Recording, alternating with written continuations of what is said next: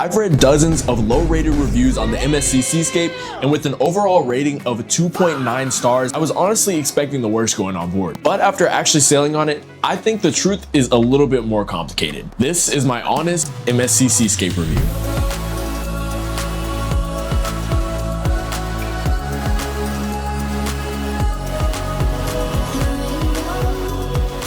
What's going on, everybody? Welcome to the Travel with Nick channel. I'm your host, Nick J. And before we go ahead and dive into the video, make sure you go ahead, drop a like, subscribe, and turn on post notifications so you don't miss what's coming up next. Because I'm telling you right now, this is gonna be a massive year for this channel. All right, now on to the MSC Seascape review. Now, I'm gonna break this review down into a couple different categories so everything is easier to digest, and then from there you can determine if MSC or the MSC Seascape will be the right cruise for you. I'm also gonna be doing a rating system out of 10, 10 being excellent, 0 being very bad. Embarkation. So we embarked on this cruise from Galveston, Texas back in January of 2026. Now, the MSC Seascape is a brand new cruise line, and the MSC Seascape is a brand new cruise ship to Galveston. So this is a pretty new experience in general. Now, the Port of Galveston has built a brand new cruise terminal to house the MSC Seascape as well as Norwegian. Now, this brand new terminal is super nice, state of the art. It's very, very modern. And to be honest with you, while we were doing our embarkation process, I really never saw any lines or any crowds. I mean, everybody was just flowing through, very efficient. And from the time when we walked into the terminal building to getting on board the ship, I believe it was about 16 minutes or something like that. Super easy, super simple, and honestly, one of the best embarkation experiences I've had from Galveston. Overall, I rate my embarkation experience a 9 out of 10. Great job, Port of Galveston. All right, now first impressions of the ship. This cruise in particular was my 19th cruise, and I've been on cruises with Carnival on some of their mega ships, and I've also been on a couple of cruises with Royal Caribbean, which were also on their mega ships, the Oasis class. And honestly, after having gone on all of those cruises on, those nice and new ships, I really wasn't sure that I would be impressed by the MSC Seascape. Now, MSC Seascape is considered a mega ship, but it's not necessarily as big as, say, your Carnival Jubilees, your Oasis of the Seas, your Icon of the Seas. It's not necessarily that big. And so I was under the impression that because it's not as big of a ship, I wouldn't be as wowed by it. But man, was I wrong. As soon as I got on board the ship, I was honestly blown away. I've had the privilege of staying at a Ritz-Carlton hotel, and this ship was the only other place that I've been that I could truly compare to that as far as the design and the way the ship looks. It was absolutely beautiful. And one of the things I loved about being on this ship was that I was able to be lost. If you've cruised on a lot of the other cruise lines, a lot of their ships follow the same kind of layouts, but this was completely different, and I personally loved it. Now, with that being said, if this is your first cruise or you just don't really like being lost on cruise ship, this is definitely one where you may get lost a bit on. The way this ship is designed, it's not exactly a straight shoot all the way from the front to the back. There's some twists and turns and some curvy hallways and things like that, so it definitely might take some time to get used to it, so make sure you do your research before you get on board. But overall, for my first impressions, I was really impressed, and I'd give it a 10 out of 10. I was blown away. Now for the ship's design and the cleanliness. Now, I know I just talked a whole bunch about the ship's design and how beautiful it was. Again, I absolutely loved it. One thing that I thought was pretty neat, which some people like, some people don't like, but the smart elevator system. On the elevators on this ship, there are no buttons on the inside of the elevator. You have to select your floor on the outside of the elevator so that when you get in, there's no chance of any kids, pressing all the buttons and you stop on every single floor. Another cool thing about this elevator system is outside of some of the elevators, there are TVs, and it shows you how long it'll be before the next elevator will arrive to your floor, which is really cool. But yeah, I digress on the elevators. Now, touching on the cleanliness, the ship was spotless. I mean, I have no complaints about the cleanliness. Super clean everywhere. There were always crew cleaning. Genuinely no issues with the ship's design or cleanliness. And for that, I give it a 10 out of 10. It was great. Now for accommodation or our cabin. This cruise, we stayed in a deluxe balcony cabin on board the MSC Seascape for only $61 a night. Absolutely insane. This cruise, I think it ran us around something like $427 a person. Initially, we had booked it for $255 a person, but we ended up getting an upgrade offer, which brought the price up just a little bit. But honestly, you still can't beat that price for a deluxe balcony cabin at that for a total of 7 days. But the cabin, as far as its cleanliness goes and its visuals, it was visually appealing, super modern, always clean. Big props to our cabin attendant. He was like a magic fairy, honestly. We never really saw him that much. I know some people like to interact with their cabin attendants on the daily or really often. So if you're that type of person, that might be an area where it may be a bit lacking for you. But for me, as long as our cabin's clean, it's perfectly fine with me. I don't necessarily have to interact with the cabin attendant multiple times a day, but again, overall, I was satisfied, and as long as my cabin was clean, that's fine with me. Now, again, while the cleanliness and again, the visuals were great, there were some areas where the cabin was lacking. If you're cruising and you're staying in a balcony cabin with more than 3 people, I honestly don't see how you could work out that cabin situation as far as storage goes. This past cruise, I was cruising with my parents, so it was a total of 3 of us in the room, and honestly, as far as storage went, it was a little tight. Another thing to make note of is the closet. It's in a really odd location. In most of the balcony cabins on board, the closet is kind of wedged between the bed or the couch, depending on which room configuration you have. So if you're elderly or you're a little bit of a bigger person, it may be kind of hard to access the closet. And you should be able to see what I mean by some of the visuals on the screen. Another thing, counter space in the bathroom. Now, I know cruise ship bathrooms, unless you get a suite, chances are it's not gonna be huge. However, the counter space in our bathroom was tiny. I mean, it was probably like this. I'm not exaggerating at all. If you have a whole bunch of products and stuff like that you use, it may be a little bit hard to kind of work that out. I had to put a lot of my stuff on the toilet and there, that was my makeshift counter. But again, we made it work. Another thing to make note of, this ship has a shower door. And with that means the shower is going to be a confined space. There's no give in the walls or anything like that. So again, if you're a bigger person, I mean, even me, I'm not a huge person. And I mean, at least once every shower, I'd hit my elbow or bump against the wall or the door. I mean, it was probably the smallest cruise ship shower I've ever used. But yeah, other than those complaints, the room was great. So yeah, overall for cabin and accommodation, I rate it a 7.5 out of 10.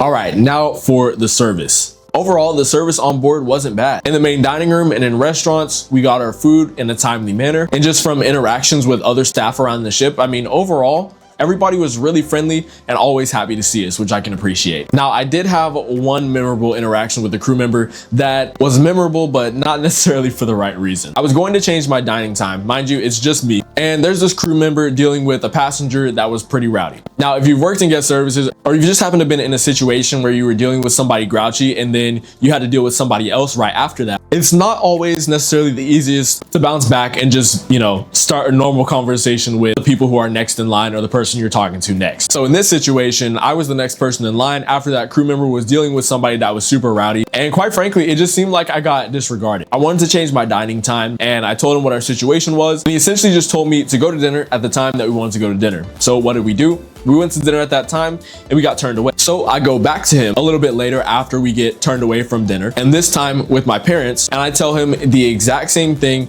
that I told him when it was just me and I was trying to change my dining time. But for whatever reason, magically, I was understood and we were able to actually get our dining time changed. So with that being said, I don't know if he just felt like, oh, this is just, some teenager, he doesn't know what he's talking about, or if something, changed to where there was a point where we could have just gone to dinner, but that had since changed.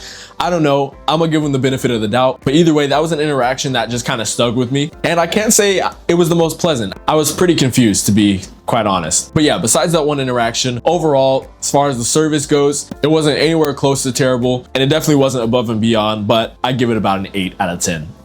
All right, now for the entertainment. Now, we're gonna start off with the things that are built onto the ship, meaning the pools, various attractions, things like that. Now, this ship has got an awesome water park. It's called Pirates Cove. They've got some smaller kiddie slides, which are actually kind of fast. And for the teens and adults, they had some bigger slides, which were awesome. All of those big slides went over the side of the ship, which was pretty cool to see.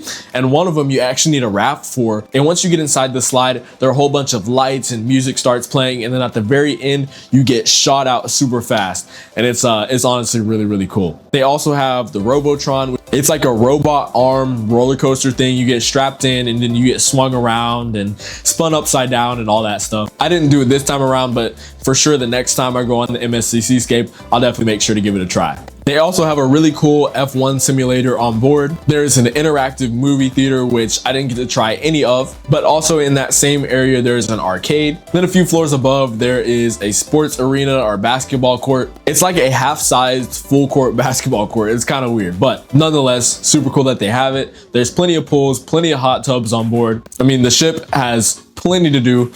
And quite frankly, if you're bored, you're just bored because you want to be bored. And for things like trivias and contests and things like that, there is plenty of it on board. And for the production shows, not bad in my opinion. I only got a chance to see one of them on board, but I can honestly say it was enjoyable. They're closer to Carnival's caliber of shows. That is when comparing it to Carnival's older ships. So overall, for the entertainment, I give it a solid 8 out of 10. Now for the food, the category I'm sure you've all been waiting for. Now starting off with the buffet, we're gonna start off with the positive. The buffet was open really late and they had the best variety that I've seen, the latest that I've ever seen on any cruise ship that I've ever been on. They had a very large sized buffet open until 1 a.m., which again, I mean, as far as all the cruises I've been on, that's unheard of. I haven't seen Royal Caribbean do this, and I also haven't seen Carnival do this as of recent years. And what Carnival does now, it's kind of like they just throw out scraps from what hadn't been eaten earlier in the day, and then they just serve it, you know, 1 a.m., 12 o'clock. So, but yeah, MSC, they got a good thing going with their late night buffet. Now, as far as the buffet's food quality and how that is, it's super hit and miss. Some things were really good, some things were just okay. Now, I will say I hadn't had anything that was just bad on this cruise at all. Nothing was just flat out bad or terrible or nothing like any of the reviews say, but there definitely wasn't a whole bunch of stuff to write home about. As for the main dining room, that was hit and miss as well. There was always something on the menu that I could find that I would like, which was great, but I can say that every time I went to that main dining room, or not necessarily the main dining room, but the restaurants for dinner, there was something that I had that I did not like. Every single night, didn't fail throughout the whole entire 7 days, always something I didn't like. But again, there was always something that I did like. Now,